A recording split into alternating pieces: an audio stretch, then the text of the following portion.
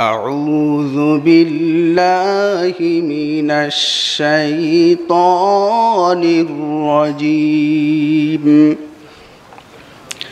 بسم الله الرحمن الرحيم. ومن يتق الله يجعل له مخرجا ويرزقه من حيث لا يحتسب. صلى الله على سيدنا ومولانا محمد وعلى آله وأصحابه وسلم. صلى الله على سيدنا ومولانا محمد وعلى آله وأصحابه وسلم. أستغفر الله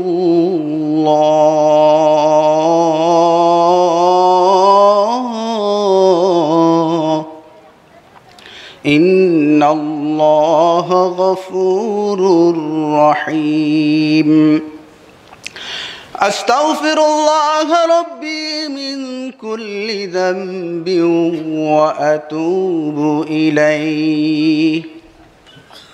لا حول ولا قوة إلا بالله العلي العظيم.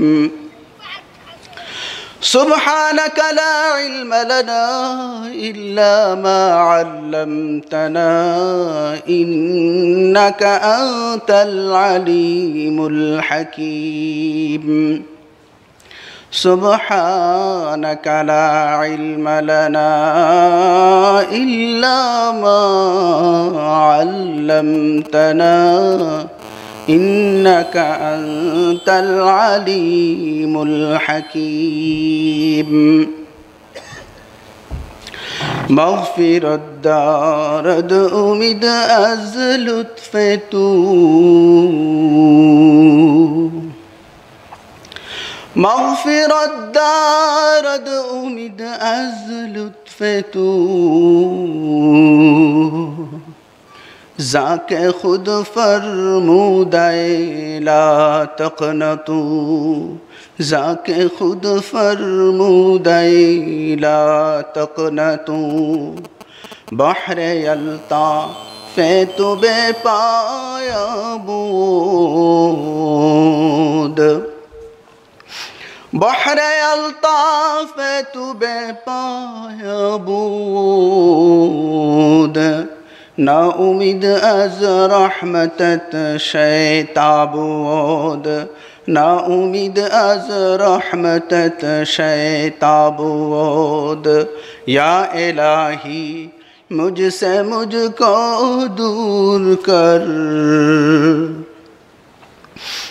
یا الہی مجھ سے مجھ کو دور کر تاکہ دیکھو مجھ میں تجھ کا ایک نظر تاکہ دیکھو مجھ میں تجھ کا ایک نظر. لا الہ الا اللہ لا الہ الا اللہ لا الہ الا اللہ لا الہ الا اللہ لا الہ الا اللہ لا الہ الا اللہ لا الہ الا اللہ لا الہ الا اللہ لا الہ الا اللہ لا الہ الا اللہ لا الہ ইল্লাল্লাহ লা ইলাহা ইল্লাল্লাহ মুহাম্মাদুর রাসূলুল্লাহ সাল্লাল্লাহু আলাইহি ওয়াসাল্লাম। ভারেরা পীরবাড়ি মাদ্রাসা কর্তৃক আয়োজিত আজকের মহতি জলসার সম্মানিত সভাপতি ও মুআজ্জাজ হাজরিন, মহান আল্লাহ পাক রব্বুল আলামিনের দরবারে অসংখ্য অগণিত শুকরিয়া জ্ঞাপন করছি যে মহান রব্বুল আলামিন আমাদেরকে দ্বীনি মজলিসের আয়োজনের, দ্বীনি মজলিসে আসার, দ্বীনি মজলিসে বসার, দ্বীনি কথাবার্তা বলার, দ্বীনি কথাবার্তা শ্রবণ করার তৌফিক দান করেছেন। আমরা বলি আলহামদুলিল্লাহ। বান্দা যখন দ্বীনি মজলিসে আসে তখন আল্লাহ পাক রব্বুল আলামিন ফেরেশতাদেরকে জিজ্ঞেস করেন, ফেরেশতারা ওখানে আমার বান্দারা কি করতেছে? ফেরেশতারা বলেন, রব্বুল আলামিন আপনার বান্দারা আপনার গুণকীর্তন করতেছে। আল্লাহ পাক রব্বুল আলামিন বলেন, ফেরেশতারা তোমরা সাক্ষী থাকো, আমি আমার বান্দাদেরকে ক্ষমা করে দিলাম। আল্লাহ পাক রব্বুল আলামিন এমন এক জাত, এমন এক সত্তা, তিনি শুধু মানুষকে ক্ষমা করতে চান, শুধু উসিলা খুঁজেন কিভাবে তিনি তার বান্দাদেরকে ক্ষমা করবেন। পৃথিবীর মানুষের নিকট চাইলে মানুষ মনক্ষুণ্ণ হয়, মানুষ মন খারাপ করে, কিন্তু আল্লাহ পাক রব্বুল আলামিনের নিকট না চাইলে আল্লাহ পাক রব্বুল আলামিন রাগান্বিত হন। আল্লাহ রসুল সাল্লাল্লাহু আলাইহি ওয়াসাল্লাম ফরমান, মাল্লাম ইয়াসআলিল্লাহা ইয়াগদাব আলাইহি, যে ব্যক্তি আল্লাহ পাক রব্বুল আলামিনের নিকট সওয়াল করে না, প্রার্থনা করে না, চায় না, তার উপর আল্লাহ পাক রব্বুল আলামিন রাগান্বিত হন। এক হিন্দু লোক, সে 30 বছর যাবৎ সনম সনম করে ডাকে। সনম তার একটা মূর্তির নাম, হাতে গড়া একটা মূর্তির নাম হলো সনম। সে 30 বছর পর্যন্ত সনম সনম করে ডাকে। হাতে গড়া মূর্তি কি কথা বলতে পারে? মানুষের ডাকে সাড়া দিতে পারে? কখনো না। ওই হিন্দু লোক ভুলবশত বলে ফেলছে সমাদ। সমাদ আল্লাহ পাক রব্বুল আলামিনের একটি সিফতি নাম। আল্লাহ পাক রব্বুল আলামিন গায়েব থেকে আওয়াজ করে বলে, বান্দা তুমি আমাকে কেন ডাকতেছ? ওই হিন্দু লোক যে নাকি 30 বছর যাবৎ সনম সনম করে ডাকে, সনম তো তার ডাকে সাড়া দেয় না, ভুলবশত বলে ফেলছে সমাদ। আল্লাহ পাক রব্বুল আলামিন গায়েব থেকে আওয়াজ করে বলেন, বান্দা তুমি কেন আমাকে ডাকতেছো? ওই হিন্দু লোক ডাক দিয়া বলে, কে গো তুমি? 30 বছর যাবৎ সনম সনম করে ডাকি, সনম তোমার ডাকে সাড়া দেয় না, ভুলবশত বলে ফেলছি সমাদ, তুমি আমার ডাকে সাড়া দিয়েছ। আল্লাহ পাক রব্বুল আলামিন ডাক দিয়ে বলেন, বান্দা তুই আমাকে চিনিস না, আমি হলাম সমাদ।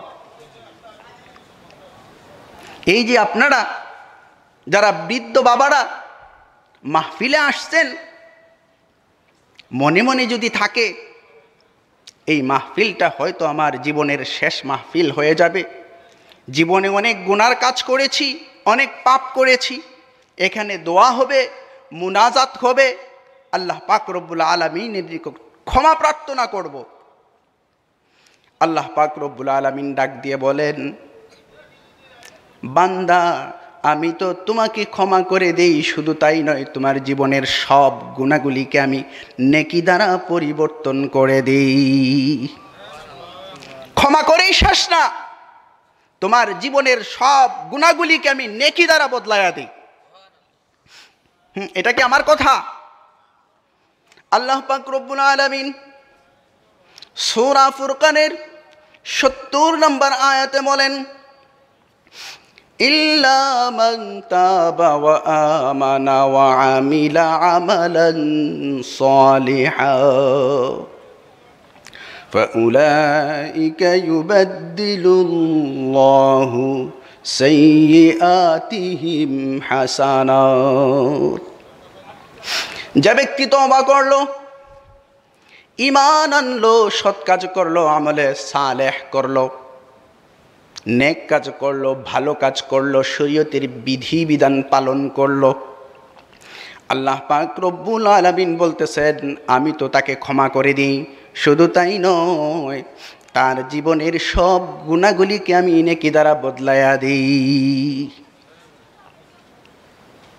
আল্লাহ পাক রব্বুল আলামিনের নিকট চাইতে হবে, চাওয়ার মতো করে চাইতে হবে। আল্লাহ পাক রব্বুল আলামিন ফরমান, ওয়াস্তাঈনু বিস-সাবরি ওয়াস-সালাহ, তোমরা আমার নিকট চাও ধৈর্য, সবর এবং সালাতের মাধ্যমে। আল্লাহ পাক রব্বুল আলামিনের নিকট কিয়ামুল লাইল করে, তাহাজ্জুদের নামাজ পড়ে চাইতে হবে। যাই হোক, আমি সূরা তালাকের 2 এবং 3 আয়াতাংশ তিলাওয়াত করেছি। এর আলোকে আলোচনা করতে চেষ্টা করব। আল্লাহ পাক রব্বুল আলামিন আমাকে তৌফিক দান করুন।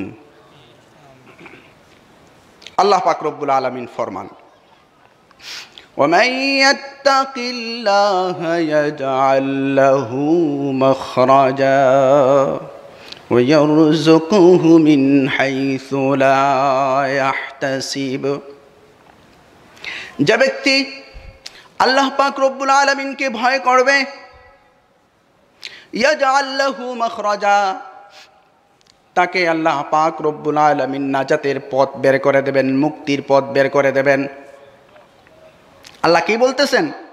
ওয়ামাই ইয়াত্তাকিল্লাহা, যে ব্যক্তি আল্লাহ পাক রব্বুল আলামিনকে ভয় করবে। কেমন ভয়? যে ভয় নাকি তাকে গুনার কাজ করতে দেয় না, যে ভয় তাকে চুরি করতে দেয় না, যে ভয় তাকে অন্যায় কাজ করতে দেয় না, যে ভয় তাকে গুনার কাজ করলেও তার মধ্যে অনুশোচনাবোধ কাজ করে। একটা উদাহরণ দেই।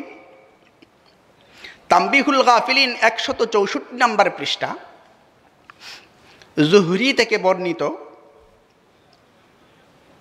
একবার ওমর ফারুক রাদিয়াল্লাহু আনহু কাঁদতে কাঁদতে মসজিদে নববীতে উপস্থিত হলেন। আল্লাহ রসুলের সাহাবী ওমর ফারুক রাদিয়াল্লাহু আনহু খুব কঠোর মনের অধিকারী ছিলেন। এত সহজ ছিলেন না, যখন তখন তার চোখে পানি আসতো না, তিনি এত সহজে কান্না করতেন না। আল্লাহ রসুলের সাহাবী ওমর ফারুক রাদিয়াল্লাহু আনহু কান্না করতে করতে মসজিদে নববীতে উপস্থিত হলেন। আল্লাহ রসুল সাল্লাল্লাহু আলাইহি ওয়াসাল্লাম জিজ্ঞেস করলেন, হে ওমর, তুমি কেন কান্না করতেছো? তোমার কান্না করার কারণ কি? ওমর ফারুক রাদিয়াল্লাহু আনহু হুজুর সাল্লাল্লাহু আলাইহি ওয়াসাল্লামকে বললেন, ইয়া রাসূলুল্লাহ, ইয়া হাবিবাল্লাহ, রাস্তার পাশে বসে বসে একটা যুবক কান্না করতেছে, তার কান্নার আওয়াজ আমার কলিজাকে পুড়িয়ে দিয়েছে। তার কান্নার কারণে, তার কান্না দেখে আমি কান্না করতেছি। আল্লাহ রাসূল সাল্লাল্লাহু আলাইহি ওয়াসাল্লাম বললেন, ওমর, তুমি ওই যুবককে নিয়ে আসো। ওমর ফারুক রাদিয়াল্লাহু আনহু ওই যুবককে নিয়ে আসলেন। আল্লাহ রাসূল সাল্লাল্লাহু আলাইহি ওয়াসাল্লাম যুবককে জিজ্ঞেস করলেন, যুবক, তুমি কেন কান্না করতেছো? তোমার কান্না করার কারণ কি? যুবক ডাক দিয়ে বলে, ইয়া রাসূলুল্লাহ, ইয়া হাবিবাল্লাহ, আমি গুনার কাজ করেছি, আমি অনেক বড় গুনার কাজ করেছি, আমি ভীত সন্ত্রস্ত হয়ে গেছি, আমার ভয় হয়, আমি জানি না আমার পরওয়ারদিগার আমাকে ক্ষমা করে দিবেন কিনা। আল্লাহ রাসূল সাল্লাল্লাহু আলাইহি ওয়াসাল্লাম তাকে জিজ্ঞেস করলেন, যুবক, তুমি কি শিরিক করেছ নাকি? আল্লাহ পাক রব্বুল আলামিনের সাথে কাউকে শরীক করেছ নাকি? যুবক ডাক দিয়ে বলে, লা ইয়া রাসূলুল্লাহ, হে আল্লাহর রাসূল, আমি শিরিক করিনি, আল্লাহ পাক রব্বুল আলামিনের সাথে কাউকে শরীক করিনি। আল্লাহ রাসূল সাল্লাল্লাহু আলাইহি ওয়াসাল্লাম যুবককে জিজ্ঞেস করলেন, তুমি কি হত্যার মতো জঘন্য কাজ করেছো নাকি? যুবক ডাক দিয়ে বলে, লা ইয়া রাসূলুল্লাহ, হে আল্লাহর রাসূল, আমি হত্যার মতো জঘন্য কাজ করিনি। আল্লাহ রাসূল সাল্লাল্লাহু আলাইহি ওয়াসাল্লাম তাকে জিজ্ঞেস করলেন, তোমার গুনাহটা কি আল্লাহ পাক রব্বুল আলামিনের কুরসির চেয়েও বড় নাকি? যুবক ডাক দিয়ে বলে, লা ইয়া রাসূলুল্লাহ। যুবক আল্লাহ রসুলকে বলতেছে, হে আল্লাহর রসুল, আমি এমন গুনার কাজ করেছি যেই গুনাহটা নাকি আল্লাহ পাক রব্বুল আলামিনের কুরসির চেয়েও বড়। হ্যাঁ, আমার গুনাহটা আল্লাহ পাক রব্বুল আলামিনের কুরসির চেয়েও বড়। আল্লাহ রসুল তাকে জিজ্ঞেস করলেন, তোমার গুনাহটা কি আল্লাহ পাকের আরশের চেয়েও বড় নাকি? যুবক ডাক দিয়ে বলে, ইয়া রাসূলুল্লাহ, ইয়া হাবিবাল্লাহ, আমার গুনাহ, আমি এমন গুনার কাজ করেছি, আমার গুনাহটা আসমান জমিন আরশ কুরসি এর চেয়েও বড়। আল্লাহ রাসূল সাল্লাল্লাহু আলাইহি ওয়াসাল্লাম জিজ্ঞেস করলেন, যুবক, তোমার গুনাহটা কি তোমার পরওয়ারদিগারের চেয়েও বড় নাকি? তোমার রবের চেয়েও বড় নাকি? যুবক ডাক দিয়ে বলে, লা ইয়া রাসূলুল্লাহ, হে আল্লাহর রাসূল, আমার গুনাহ আমার পরওয়ারদিগারের চেয়েও বড় হতে পারে না। আমার গুনাহ কখনো আমার পরওয়ারদিগারের চেয়ে বড় হতে পারে না। আল্লাহ রাসূল সাল্লাল্লাহু আলাইহি ওয়াসাল্লাম যুবককে বললেন, বড় সত্যাই তো বড় বড় গুনার ক্ষমা করার, বড় সত্যাই তো বড় গুনাহ ক্ষমা করার অধিকার কিংবা সামর্থ্য রাখেন। তুমি বলো, তুমি কি এমন গুনার কাজ করেছো? যুবক ডাক দিয়ে বলে, ইয়া রাসূলুল্লাহ, ইয়া হাবিবাল্লাহ, আমার নেশা এবং পেশা হলো আমি কাফনের কাপড় চুরি করি। কাফনের কাপড় চুরি করে আমি জীবিকা নির্বাহ করি। এমনিভাবে বিগত 7 বৎসর যাবৎ আমি কাফনের কাপড় চুরি করে জীবিকা নির্বাহ করি। গত কিছুদিন আগে আনসারী এক যুবতী মহিলা, সুন্দরী মহিলা মারা যায়। যথারীতি আমার নেশা এবং পেশা অনুযায়ী কাফনের কাপড় চুরি করার জন্য আমি ওই আনসারী যুবতী মহিলার কবরকে খনন করি। আনসারী যুবতী মহিলার কবর খনন করে তার কাফনের কাপড় নিয়ে আসতেছি। এমন সময় শয়তান আমাকে প্ররোচনা দেয়, শয়তান আমাকে ধোঁকা দেয়। আমি তার সাথে জিনার কাজে লিপ্ত হই। জিনার কাজ করে আমি ফিরে আসতেছি। ওই আনসারী যুবতী মহিলা আমাকে ডাক দিয়ে বলে, যুবক, তুমি কি তোমার পরওয়ারদিগারের সামনে দণ্ডায়মান হওয়ার ভয় রাখো না? তুমি কি আল্লাহ পাক রব্বুল আলামিনকে ভয় করো না? তুমি আমাকে উলঙ্গ করে আমার কাপড় চোপড় নিয়ে যাচ্ছ তো ঠিকই, শুধু তাই নয়, আমাকে অপবিত্র করে তুমি রেখে যাচ্ছ রোজ হাসরে কিয়ামতের ময়দানে। অপবিত্র এবং কি উলঙ্গ অবস্থায় আমার পরওয়ারদিগারের সামনে আমাকে দণ্ডায়মান হতে হবে। হ্যাঁ যুবক, তুমি কি ভয় করো না? পরওয়ারদিগারের সামনে দাঁড়ানোর ভয় কি তোমার অন্তরে নাই? ইয়া রাসূলুল্লাহ, ইয়া হাবিবাল্লাহ, আমি ভীত সন্ত্রস্ত হয়ে গেছি। আমার মধ্যে ভয় কাজ করতেছে, জানি না আমার পরওয়ারদিগার আমাকে ক্ষমা করবেন কি না। আমার মুক্তি পাওয়ার, আমার গুনাহ থেকে মুক্ত হওয়ার কোনো উপায় আছে কি? আল্লাহ রাসূল সাল্লাল্লাহু আলাইহি ওয়াসাল্লাম তাকে বললেন, যুবক, তুমি বের হয়ে যাও, তোমার জন্য দুজক অপেক্ষা করতেছে। আল্লাহ রাসূল সাল্লাল্লাহু আলাইহি ওয়াসাল্লাম তাকে তাড়িয়ে দিলেন। যুবক হাউমাউ করে কান্না করতে করতে বেরিয়ে গেল। উম্মাদ কিংবা পাগলের মতো হয়ে গেল। দৌড়ায়া যুবক জঙ্গলের মধ্যে চলে যায়। আল্লাহ পাক রব্বুল আলামিনের নিকট সে চাইতে থাকে, মাবুদ, তুমি তো আমার রব, তুমি তো আমার সব, তুমি অন্তর্যামী মাওলা। তুমি যদি ক্ষমা না করো, কে এমন আছে যে নাকি আমাকে ক্ষমা করে দেবে? হে আমার পরওয়ারদিগার, তুমি আমাকে ক্ষমা করে দাও। এইভাবে কান্না করতে করতে 40টা দিন সে কাটিয়ে দেয়। 40তম রাত্রিবেলা যুবক আসমানের দিকে হাত উঠায় রব্বুল আলামিনকে বলতেছে, মাবুদ গো, ও আমার মাবুদ, তুমি যদি ক্ষমা না করো, কে আমাকে ক্ষমা করে দেবে? হয়তো তুমি আমাকে ক্ষমা করে দাও, নয়তো তুমি আসমান হতে আগুন পাঠিয়ে আমাকে জ্বালিয়ে পুড়িয়ে ছারকার করে দাও। আল্লাহ পাক রব্বুল আলামিন জিবরিলকে ডাক দিয়ে বলেন, জিবরিল, আমার বন্ধুকে গিয়ে আমার সালাম জানাও। জিবরিল আলাইহিস সালাম উপস্থিত। আল্লাহর রাসূল সাল্লাল্লাহু আলাইহি ওয়াসাল্লামকে জিজ্ঞেস করলেন, ইয়া রাসূলুল্লাহ, ইয়া হাবিবাল্লাহ, কুল কায়নাত সৃষ্ট জীব আপনি সৃষ্টি করেছেন নাকি? আল্লাহর রাসূল সাল্লাল্লাহু আলাইহি ওয়াসাল্লাম বললেন, আমি সহ কুল কায়নাত আল্লাহ পাক রব্বুল আলামিন সৃষ্টি করেছেন। জিবরিল আলাইহিস সালাম জিজ্ঞেস করলেন, কুল কায়নাতের রিজিকের ব্যবস্থা কি আপনি করেন? আল্লাহর রাসূল সাল্লাল্লাহু আলাইহি ওয়াসাল্লাম বললেন, আমি সহ কুল কায়নাতের রিজিকের ব্যবস্থা আমার পরওয়ারদিগার করেন। জিবরিল আলাইহিস সালাম জিজ্ঞেস করলেন, আপনি কি কুল কায়নাতকে ক্ষমা করেন নাকি? আল্লাহর রাসূল সাল্লাল্লাহু আলাইহি ওয়াসাল্লাম বললেন, আমি সহ কুল কায়নাতকে পরওয়ারদিগার অর্থাৎ রব্বুল আলামিন ক্ষমা করেন।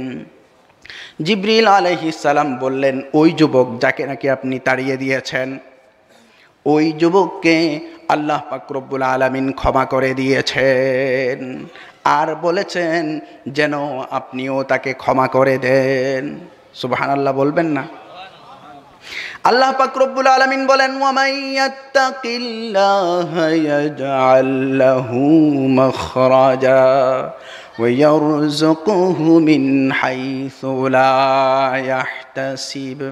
যে ব্যক্তি আল্লাহ পাক রব্বুল আলামিনকে ভয় করবে, আল্লাহ পাক রব্বুল আলামিন তাকে নাজাতের পথ বের করে দেবেন। যুবক ভয় করার মতো ভয় করেছে বিধায় সে মুক্তির পথ পেয়ে গেছে। আয়াতের পরের অংশে আল্লাহ পাক রব্বুল আলামিন বলেন, ওয়া ইয়ারযুকুহু মিন হাইসু লা ইয়াহতাসিব। যে ব্যক্তি আল্লাহ পাক রব্বুল আলামিনকে ভয় করবে, আল্লাহ পাক তাকে নাজাতের পথ বের করে দেবেন। ওয়া ইয়ারযুকুহু মিন হাইসু লা ইয়াহতাসিব, আর তাকে ধারণাতীত কল্পনাতীত উৎস হতে রব্বুল আলামিন রিজিকের ব্যবস্থা করে দেবেন। একটা উদাহরণ দিই। তাবলিগের মুরব্বী হরমজুল্লাহ রহমাতুল্লাহ আলাইহি, নাম শুনছেন আপনারা? শেষ বয়সে তিনি তাবলিগে গেছেন।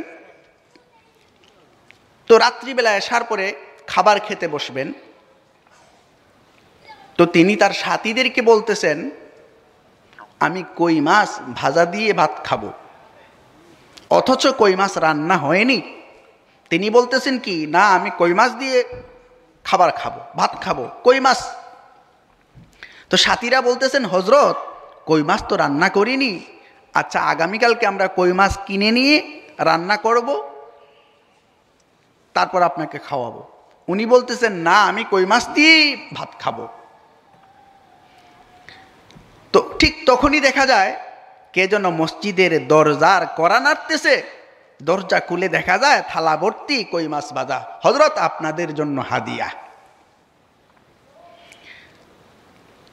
পৃথিবীতে কোনো আল্লাহওয়ালা না খেয়ে মরতে শুনছেন আপনারা কখনো?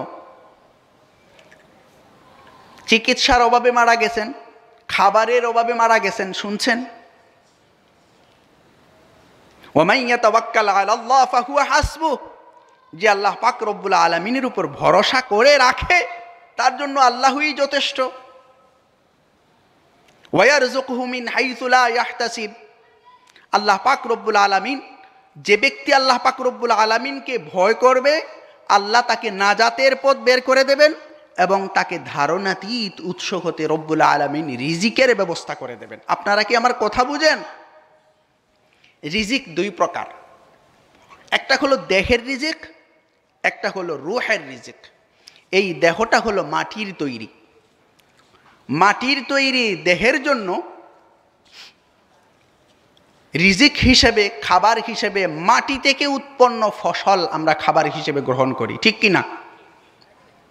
চাল, ডাল, তরি তরকারি যা কিছুই হয় সব কিছুই তো মাটি থেকে উৎপন্ন হয়, ঠিক কি না? আর রূহ হলো আল্লাহ পাক রব্বুল আলামিনের হুকুম, সেহেতু এই রূহের রিজিক কিংবা খাদ্যও হচ্ছে আল্লাহ পাক রব্বুল আলামিনের হুকুম আহকাম, অর্থাৎ শরীয়তের বিধি বিধান। আল্লাহ পাক রব্বুল আলামিন অন্য এক আয়াতে বলেন, মান আমিলা সালিহাম মিন যাকারিন আও উনসা ওয়া হুয়া মুমিনুন ফালানুহয়িয়ান্নাহু হায়াতান তাইয়্যিবা। মুমিন হয়ে যে নরনারী নেক কাজ করবে, ভালো কাজ করবে, মান আমিলা সালিহাম মিন যাকারিন আও উনসা ওয়া হুয়া মুমিনুন, মুমিন হয়ে মুমিন অবস্থায় যে নর নারী, যে নারী কিংবা পুরুষ নেক কাজ করবে, ভালো কাজ করবে, শরীয়তের বিধি বিধান পালন করবে, আল্লাহ পাক রব্বুল আলামিন বলতেছেন আমি তাকে হায়াতে তয়্যিবা তথা পবিত্র জীবন দান করব। মুফাসসিরিনে কেরামগণ তাফসীরের কিতাবে লিখেন, উল্লেখিত আয়াতে হায়াতে তয়্যিবা দ্বারা পৃথিবীর জীবনকে বোঝানো হয়েছে। যারা মুত্তাকি, পরহেজগার, আল্লাহওয়ালা, তাদের জন্য তো পরকালে জান্নাতের মতো মহান বড় নিয়ামত রয়েছেই। মুত্তাকি কিংবা পরহেজগার যারা, পৃথিবীতেও সুখ এবং স্বাচ্ছন্দ্যময় জীবন আল্লাহ পাক রব্বুল আলামিন দান করবেন। এখন কথা হলো, ধরুন আমরা সকল মুত্তাকি হয়ে গেলাম, পরহেজগার হয়ে গেলাম, লাভ কি? পরকালে রয়েছে কি? পরকালে রয়েছে জান্নাতের মতো মহান নিয়ামত। ইহজগতেও পৃথিবীতেও আল্লাহ পাক রব্বুল আলামিন আপনাকে আমাকে পবিত্র জীবন দান করবেন, যেই জীবনে দুঃখ দুর্দশা থাকবে না। নদীর স্রোত যেমন ধীরে ধীরে সমুদ্রের দিকে এগিয়ে চলে, একজন মুত্তাকি, পরহেজগার, আল্লাহওয়ালাও ধীরে ধীরে জান্নাতের দিকে এগিয়ে চলে। একজন মুত্তাকি কিংবা পরহেজগার সে পথ চলবে আল্লাহ পাকের রাসূল মুহাম্মদুর রাসূলুল্লাহ সাল্লাল্লাহু আলাইহি ওয়াসাল্লামের তরিকা অনুযায়ী, সে কথা বলবে রাসূলের তরিকা অনুযায়ী, সে প্রস্রাব পায়খানা করবে রাসূলের তরিকা অনুযায়ী, সে খাবার গ্রহণ করবে রাসূলের তরিকা অনুযায়ী। রাসূলের তরিকা কি? আসসিরাতুল হালভিয়া গ্রন্থের মধ্যে উল্লেখ আছে, বাদশাহ মুকাউকেস একজন খ্রিস্টান বাদশাহ ছিলেন। তিনি মুসলমানদের ফ্রি চিকিৎসার জন্য মদিনায় একজন ডাক্তার পাঠালেন। ডাক্তার মদিনায় এসে মুসলমানদের ফ্রি চিকিৎসা করবে, এজন্য তিনি আসছেন। ডাক্তার পাঠাইছেন বাদশাহ মুকাউকেস। তো ডাক্তার মদিনায় আসা চেম্বার খুইলা বসে আছে অনেক দিন, দিন যাচ্ছে রাত যাচ্ছে, এভাবে কয়েক মাস অতিবাহিত হয়ে গেল, কিন্তু কোনো রোগী তার নিকট যায় না। ডাক্তার বেচারা মন খারাপ করে মুহাম্মদুর রাসূলুল্লাহ সাল্লাল্লাহু আলাইহি ওয়াসাল্লামের নিকট উপস্থিত হয়। হে মুসলমানের নবী, কয়েক মাস হয়ে গেল, মুসলমানদের ফ্রি চিকিৎসার জন্য চেম্বার খুলে নিয়ে বসে আছে, কিন্তু কয়েক মাসের মধ্যে একটা রুগীও আমার কাছে যায় নাই। আমি খ্রিস্টান বলে কি মুসলমানের আমাকে ঘৃণা করে নাকি? নয়তোবা কেন কয়েক মাসের মধ্যে একজন রুগীও আমার কাছে যায় নাই।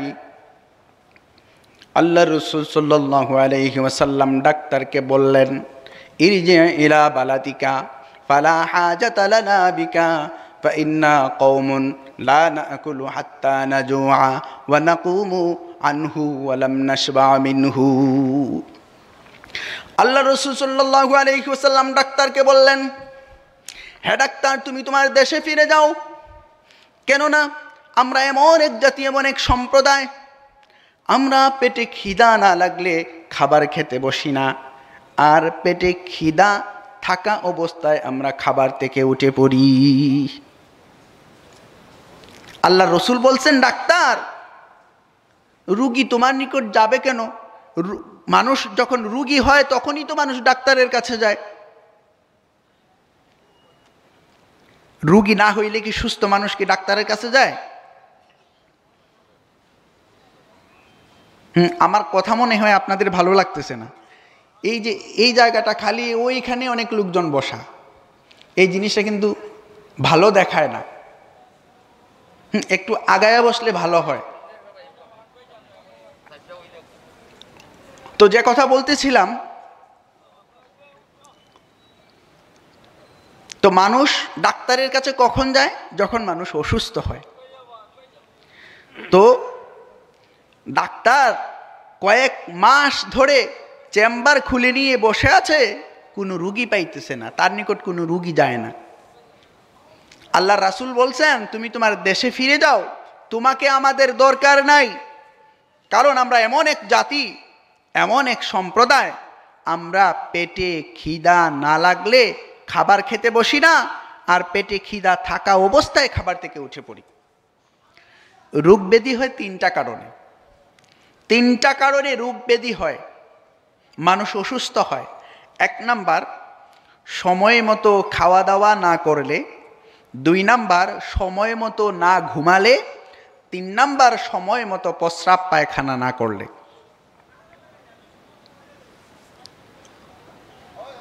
এখন মানুষ খুব বেশি অসুস্থ হয়, বিশেষ করে গ্যাস্ট্রিক, আলসার ইত্যাদি ইত্যাদি। অল্প বয়সেই যুবকেরা রোগে আক্রান্ত হয়, হয় কি না? কারণ কি? সময় মতো খাওয়া দাওয়া করে না, সময় মতো ঘুমোতেও যায় না, সময় মতো প্রস্রাব পায়খানাও করে না। সে তার দিনের অধিকাংশ সময় ফেসবুকে পড়ে থাকে। রাত্রিবেলা যদি তার মা বলে, খাবার টেবিলে রাখছে, বাবা খেতে আয়, বলে কি, আমি একটু মেসেঞ্জারটা চেক করে নিই, ফেসবুকটা একটু দেখে নেই। সে দেখতে দেখতে 12টা হয়ে গেছে। রাত্রিবেলা 10টা থেকে নিয়ে 4টা পর্যন্ত ঘুমুলে শরীর সুস্থ থাকে এবং শরীরের রোগ প্রতিরোধক ক্ষমতা বাড়ে। এখন সে ঘুমাতে ঘুমাতে 12টা বাজাইলো, কিংবা 1টা 2টাতে ঘুমাইলো, ঘুম থেকে উঠলো ফজরের পরে 10টা 11টায়। তখন ভোরের বাতাস তার গায়ে লাগেনি। ভোরের বাতাসে অক্সিজেনের পরিমাণ বেশি থাকে, যা মানুষের শরীরে কি হজম শক্তি বৃদ্ধি করে। অথচ বাদশাহ হারুনুর রশিদের নাম শুনছেন আপনারা? বাদশাহ হারুনুর রশিদের একটা ছেলে ছিল, যার বয়স ছিল মাত্র 16। এই বয়সেই সে আল্লাহ ওয়ালা ছিল। অল্প বয়সেই আল্লাহ ওয়ালাদের সুহবতে গিয়ে সে আল্লাহ ওয়ালা হয়ে গিয়েছিল। মাঝে মাঝে সে কবরের পাশে দাঁড়িয়ে বলতো, হে কবরবাসী, এমন একটা সময় ছিল যখন নাকি তোমরা পৃথিবীতে ছিলে, এখন তোমরা পৃথিবীতে বেছে নেই।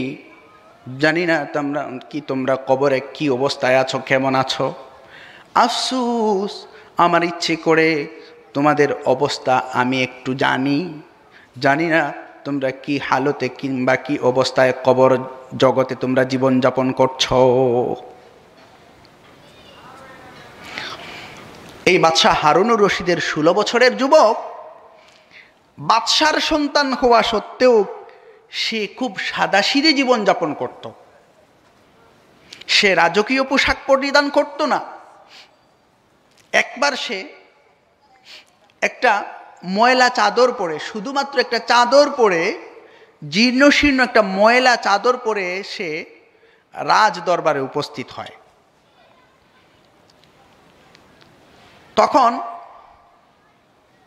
তখনকার বাদশাহ হারুনুর রশিদের সংসদ অধিবেশন চলছিল। সংসদ সদস্য, মন্ত্রী যারা ছিলেন তারা পরস্পর বলাবলি করতে লাগলেন, দেখো বাদশার সন্তান হয়েও কেমন ময়লা কাপড় পরিধান করে রাজদরবারে চলে আসছে, এর দ্বারা তো বাদশার অপমান হয়। তাদের এই পরস্পর বলাবলি, তাদের এই আওয়াজ বাদশাহ হারুনুর রশিদের কান পর্যন্ত যাইয়া পৌঁছাইছে। বাদশাহ বাড়িতে ফিরে তার সন্তানকে কাছে ডাকলেন। ডাইকা বললেন, বাবা, তুমি যে এই জীর্ণশীর্ণ পোশাক পরিধান করো, এসবের কারণে আমার অপমান হয়। বাদশাহ হারুনুর রশিদের 16 বছরের সন্তান একটা পাখিকে উদ্দেশ্য করে বলে, হে পাখি, তুমি আল্লাহর হুকুমে তুমি আমার হাতে আইসা বসো। এইভাবে হাত সে প্রসারিত করল। ওই উড়ন্ত পাখি তার কথায় তার হাতের মধ্যে আইসা বসল। পাখিকে লক্ষ্য করে বলতেছে, 16 বছরের যুবক, মাত্র 16 বছরের যুবক, পাখি, তুমি আল্লাহ পাকের হুকুমে তুমি যথাস্থানে তুমি তোমার গন্তব্যস্থলে চলে যাও। পাখি উড়ে চলে গেল। বাদশাহ হারুনুর রশিদের 16 বছরের সন্তান তার বাবাকে ডাক দিয়ে বলতেছে, হে আমার বাবা, আমার ময়লা কাপড় চোপড় পরিধানের কারণে যদি তোমার অপমান হয়, আমার বেশভূষাতে যদি তুমি অপমান বোধ করো, আমি সিদ্ধান্ত নিয়েছি আমি তোমার কাছে থাকবো না, আমি অনেক দূরে চলে যাব, যেখানে গেলে নাকি তোমার আর অপমান হবে না। এই কথা বলে বাদশাহ হারুনুর রশিদের 16 বছরের সন্তান কোরআনে কারিমের একটা কপি বুকের মধ্যে নিয়ে সে অজানার উদ্দেশ্যে পথ চলতে শুরু করে, হাঁটতে শুরু করে। তার কাছে টাকাও নাই, পয়সাও নাই, খাবারও নাই, কোনো পানীয় নাই। তার হাতের মধ্যে শুধু একটা মূল্যবান আংটি ছিল, আর বুকের মধ্যে চাপা কোরআনে কারিমের কফি। এই দুইটা জিনিস নিয়ে সে অজানার উদ্দেশ্যে হাঁটতে শুরু করে। কোথায় যাবে, কিভাবে যাবে, পকেটে কোনো টাকাও নাই, পয়সাও নাই, সে অজানার উদ্দেশ্যে পথ চলতে শুরু করে। কেনই বা তার চিন্তা থাকবে?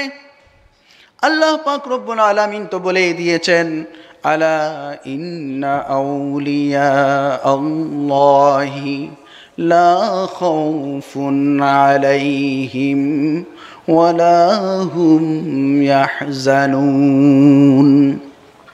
মনে রেখো, যারা আল্লাহওয়ালা, যারা আল্লাহর ওলি হয়ে গেছে, তাদের ভয়ের কোনো কারণ নাই, চিন্তারও কোনো কারণ নাই। কেন চিন্তা করবে? তার সাথে তো স্বয়ং রব্বুল আলামিন রয়েছেন। আর যার সাথে রব্বুল আলামিন স্বয়ং রয়েছেন, তার কি চিন্তার কোনো কারণ আছে? বাদশাহ হারুনুর রশিদের 16 বছরের সন্তান অজানার উদ্দেশ্যে পথ চলতে শুরু করে দেয়।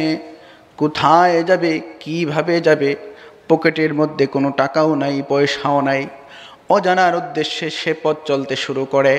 হাঁটতে হাঁটতে, পথ চলতে চলতে সে বসরার মধ্যে গিয়ে উপস্থিত হয়। বসরাতে গিয়ে উপস্থিত হলো। বসরার অধিবাসী ছিলেন আবু আমের। তিনিও ছিলেন আল্লাহওয়ালা, আল্লাহ পাকের ওলি। তিনি বলতেছেন কি, আমার রাজমিস্ত্রির প্রয়োজন, আমার বাড়ির দেয়াল ভেঙে গেছে, আমার একজন রাজমিস্ত্রির প্রয়োজন, আমি রাজমিস্ত্রি খুঁজতেছি। এক লোক আমাকে বলল, আপনি অমুক অমুক জায়গায় গিয়ে দেখেন, রাস্তার পাশে বসা একটা যুবক, সে ভালো রাজমিস্ত্রির কাজ করে। আল্লাহর ওলি আবু আমের বলতেছেন, রাজমিস্ত্রির খুঁজে আমি রাস্তার পাশে গিয়ে দেখি সুন্দর টকবগে একটা যুবক কোরআনে কারিমের তিলাওয়াত করতেছে। সে কোরআনে কারিমের তিলাওয়াত করতেছে। আমি তাকে গিয়ে বললাম, হে যুবক, তুমি কি রাজমিস্ত্রির কাজ করবা?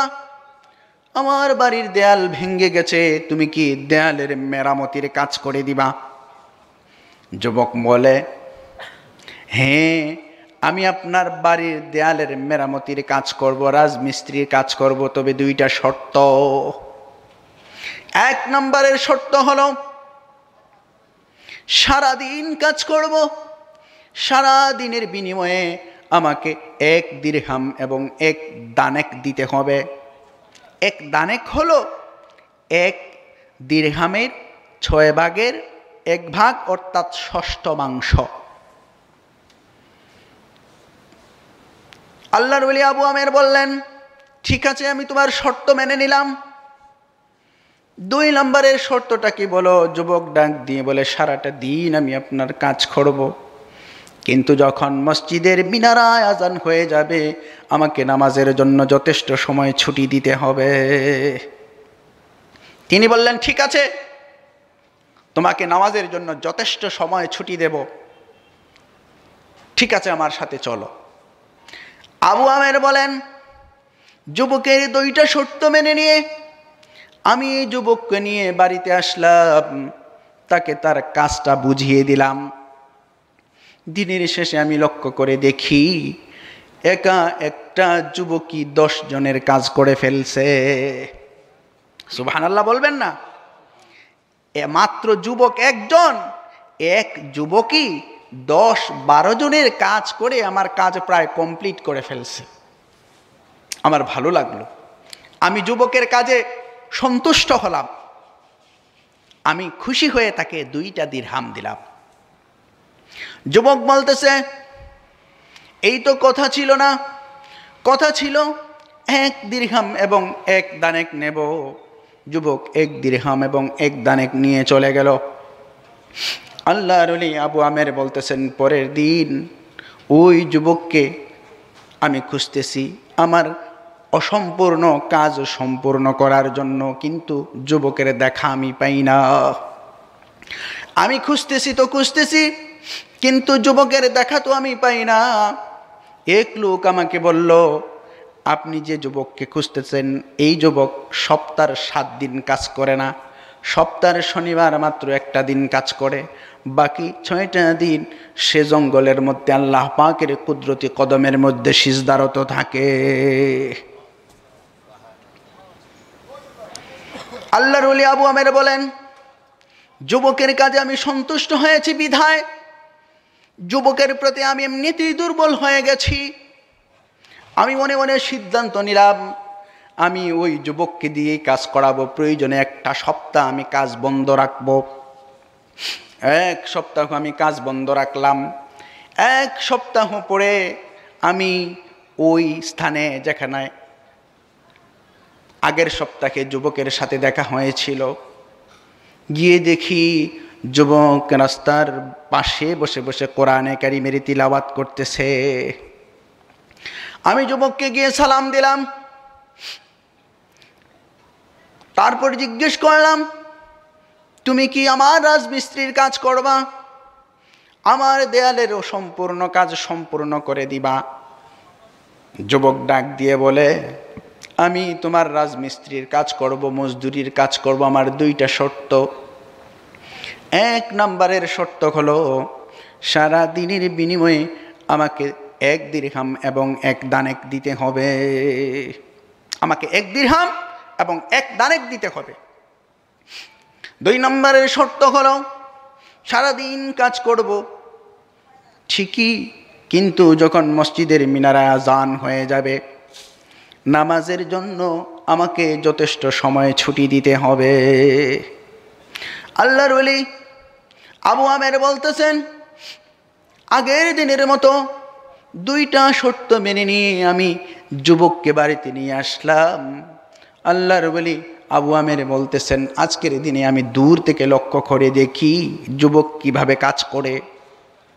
আমি দূর থেকে লক্ষ্য করে দেখি ওই যুবক সিমেন্ট ইত্যাদি, বালু সিমেন্ট ইত্যাদি দিয়ে যে কাদামাটি হয়, যে কাদামাটি মিস্ত্রিরা তৈরি করে, সে শুধু তৈরি করতেছে আর অটোমেটিক্যালি ওই কাদামাটিগুলো পরস্পর ইটের উপর ধারাবাহিকভাবে অটোমেটিক যাইয়া বসতেছে, আর এক ইটের উপর আরেক ইট অটোমেটিক্যালি যাইয়া বসা যাইতেছে। বুঝলেন আমার কথা? মানে সে কাদামাটিগুলো রাখতেছে আর ইট নিজে নিজে যাইয়া বসা যেতেছে। আল্লাহর ওলি আবু উমাইর বললেন, আমার আর বুঝতে বাকি রইল না, এই যুবক এটা সাধারণ যুবক না, এই যুবক এটা সাধারণ যুবক না, এই যুবকের সম্পর্ক মহান রব্বুল আলামিনের সাথে রয়েছে। এটা কোনো সাধারণ যুবক না, এটা এক অসাধারণ যুবক। দিনের শেষে আমি খুশি হয়ে তাকে 3টা দিরহাম দিলাম। সে যথারীতি আগের দিনের মতো 1 দিরহাম এবং 1 দানেক নিয়ে সে চলে গেল। পরের সপ্তাহে আমি ওই যুবককে আবার খুঁজতে লাগলাম, কিন্তু দিনের পর দিন যাচ্ছে, কিন্তু আমি যুবকের দেখা তো পাইতেছি না। আমি যুবককে পাইতেছি না। আমি মনে মনে খুঁজতেছি, আমার কাজ থাকুক না থাকুক, যুবককে আমার প্রয়োজন। কেউ যদি ভালো মানুষ হয়, সে যেই হোক, আল্লাহ ওয়ালা যারা, তাদেরকে আল্লাহ পাক রব্বুল আলামিন ভালোবাসেন। ফেরেশতাদেরকে বলেন, আমি তাকে ভালোবাসি, তোমরাও তাকে ভালোবাসো। মানুষের অন্তরের মধ্যে ঢেলে দেন, আমি তাকে ভালোবাসি, তোমরাও তাকে ভালোবাসো। যারা আল্লাহ ওয়ালা আছেন, বুজুর্গানে দিন আছেন, হ্যাঁ, ওনারা কি আয়সা গ্রামের মানুষকে বলেন তোমরা আমাকে মহব্বত করো, আমাকে মহব্বত করো? বলেন কেউ বলেন না।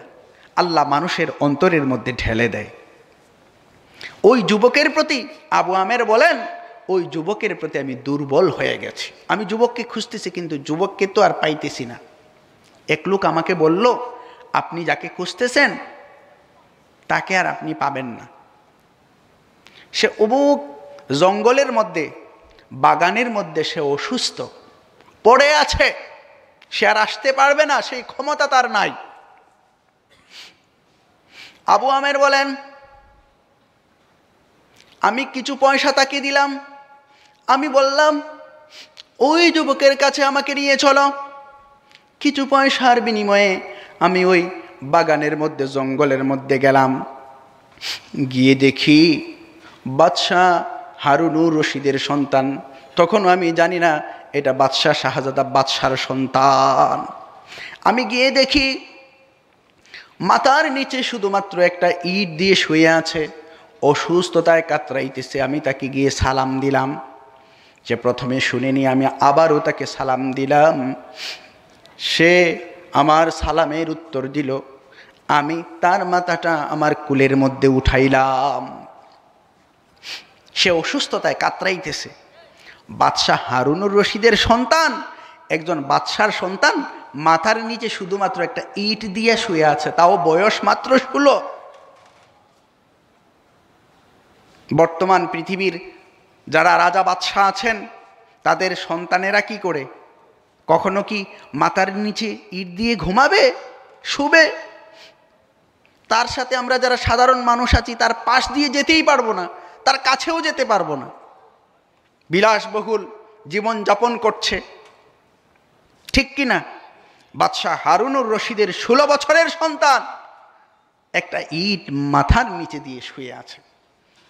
আল্লাহর ওলি আবু আমের বলেন, আমি তার মাথাটাকে আমার কুলের মধ্যে উঠাইলাম। যুবক আমাকে ডাক দিয়ে বলে, বন্ধু, আমি মনে হয় আর বেশি সময় বাঁচব না, আমাকে হয়তো পৃথিবীর মায়া ত্যাগ করতে হবে। বন্ধু, একটা কথা মনে রাখবা, এই পৃথিবীটা চিরস্থায়ী না, আজীবন বেঁচে থাকার জায়গা এই দুনিয়া না।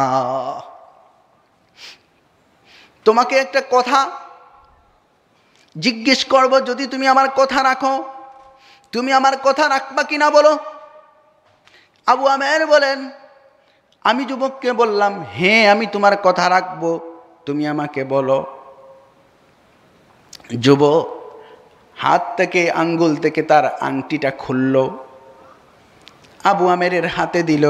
কোরআনে কারিমের কপিটা আবু আমেরের হাতে দিয়ে বলে, বন্ধু এই দুইটা জিনিস আমি তোমার নিকট আমানত রাখলাম, এই দুইটা জিনিস তুমি বাদশাহ হারুনুর রশিদের নিকট পৌঁছাইয়া দিও। আবু আমের বললেন, অবশ্যই, আমি কথা দিলাম আংটি আর কোরআনে কারিমের কপি আমি বাদশাহ হারুনুর রশিদের নিকট পৌঁছাইয়া দেব।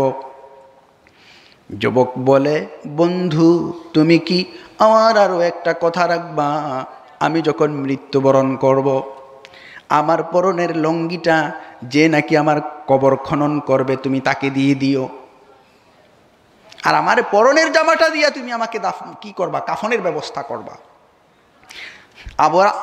আবু আমের বললেন, আমি তোমাকে নতুন কাপড় কিনি, নতুন কাপড় দিয়ে তোমার কাফনের ব্যবস্থা করব। যুবক বলে, না, পৃথিবীতে অনেক মানুষ আছে যারা খেতে পায় না, পড়তে পায় না, ভালো নতুন কাপড় তাদেরকেই দিয়ে দিও, তারাই পাওয়ার উপযুক্ত। আমাকে আমার পরনের ময়লা জামাটা দিয়েই কি করো, কাফন দিয়ে দিও। এই কথা বলে বাদশাহ হারুনুর রশিদের 16 বছরের সন্তান সে দুনিয়া ছেড়ে পরপারে চলে যায়।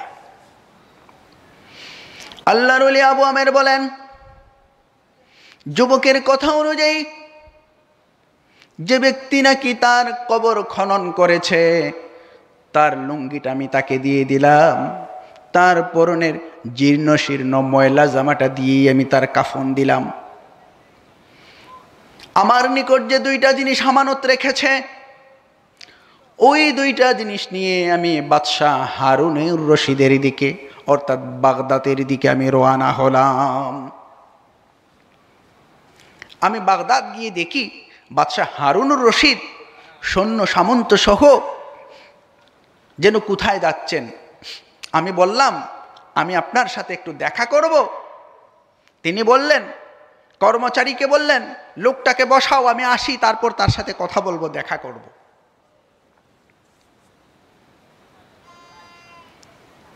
তো রাত্রিবেলা তিনি ঘরে ফিরলেন, বাসায় ফিরলেন, বাসভবনে। কর্মচারীকে বললেন, যে লোকটা আমার সাথে দেখা করতে আসছিল আমার কাছে পাঠায়া দাও। খাস কামরাতে গেলেন বাদশাহ হারুনুর রশিদের নিকট, গিয়ে বললেন, বাদশাহ এই দুইটা জিনিস কোরআনে কারিমের কপি এবং এই আংটি এক যুবক যে নাকি মারা গেছে সে আমার নিকট আমানত রেখেছে, সে বলেছে যেন আমি আপনার নিকট পৌঁছে দেই। বাদশাহ মর্মাহত, বাদশার কলিজা যেন ফেটে যাচ্ছে এরকম। বাদশাহ হারুনুর রশিদ আবু আমেরকে বলতেছেন, তুমি কেমন করে চিনো, তোমার সাথে কিভাবে পরিচয় হলো, তুমি কি নিজ হাতে ওই যুবককে গোসল দিয়েছ কিনা, তুমি কি নিজ হাতে তাকে দাফন কাফন করেছ কিনা। ওই লোকের আবু আমেরের দুইটা হাত তার বুকের মধ্যে চেপে ধরে আবু আমের বলেন, বাদশাহ আমি জানতাম না সে আপনার সন্তান, আমি তাকে দিয়ে রাজমিস্ত্রির কাজ করিয়েছি, সে যথারীতি রাজমিস্ত্রির কাজ করত, সেই হিসেবে আমি তাকে দিয়ে রাজমিস্ত্রির কাজ করিয়েছি। বাদশাহ হারুনুর রশিদ তাকে বললেন, তুমি কি আল্লাহর রসুলের বংশধরকে দিয়ে তুমি নিজের কাজ করিয়েছ? তুমি কি জানো সে আল্লাহর রসুলের বংশধর? আল্লাহর রসুলের বংশধরকে দিয়ে তুমি। বাদশাহ হারুনুর রশিদ আবু আমেরকে বললেন, ঠিক আছে, তুমি চলো, তুমি কোথায় তাকে দাফন করেছো আমি দেখব। আবু আমেরকে সাথে নিয়ে যেখানে তাকে দাফন করা হয়েছে, আবু আমের তাকে যেখানে দাফন করেছেন সেখানে চলে গেলেন। কবরের পাশে দাঁড়িয়ে দাঁড়িয়ে ভারাক্রান্ত হৃদয় নিয়ে বাদশাহ হারুনুর রশিদ কবিতা আবৃত্তি শুরু করলেন, যার মর্মার্থ ছিল এরকম: বাবা, যখন তুমি আমার কাছে ছিলে তখন আমি তোমাকে মূল্যায়ন করিনি। তুমি নেই, তুমি এমন দেশে চলে গেছো যেখান থেকে কেউ ফেরে না, অথচ তোমার বৃদ্ধ পিতা এখনো বেঁচে আছে। যাই হোক, আবু আমের বাড়িতে চলে গেলেন। রাত্রিবেলা ঘুমুতে গেছেন, ঘুমিয়ে স্বপ্নে দেখেন ওই যুবক সে উঁচু একটি গম্বুজের মধ্যে দাঁড়িয়ে আছে, হাস্যোজ্জ্বল চেহারা। আবু আমের যুবককে জিজ্ঞেস করলেন, যুবক, আল্লাহ পাক রব্বুল আলামিন তোমার সাথে কেমন ব্যবহার করেছেন? যুবক ডাক দিয়ে বলে, হ্যাঁ আবু আমের, আল্লাহ পাক রব্বুল আলামিন আমাকে সম্মানিত করেছেন, আমার সাথে সুন্দর ব্যবহার করেছেন, আমাকে উচ্চ আসনে আসীন করেছেন। যারা নাকি আমার মতো পৃথিবীর মায়া ছেড়ে দেবে তাদের প্রত্যেকের সাথে আল্লাহ পাক রব্বুল আলামিন এমন আচরণই করবেন। যাই হোক, আল্লাহ পাক রব্বুল আলামিন আমাদেরকে প্রকৃত মুত্তাকি হওয়ার তৌফিক দান করুন। আসসালামু আলাইকুম ওয়া রাহমাতুল্লাহ।